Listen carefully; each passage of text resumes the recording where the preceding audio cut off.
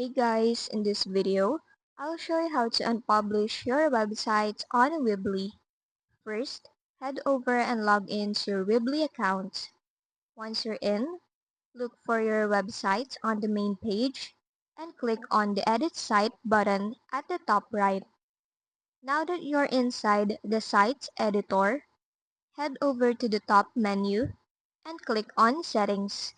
This is where you can adjust general options and manage how your website appears online. Under the General tab, scroll down until you see the Unpublish section. Here, you'll find a button that says Unpublish Site.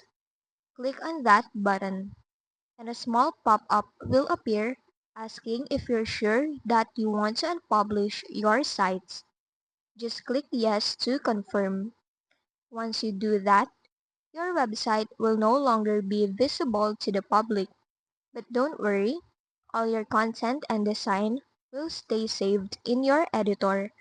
You can come back anytime, make changes, and just click Publish again to bring your site back online. And that's it.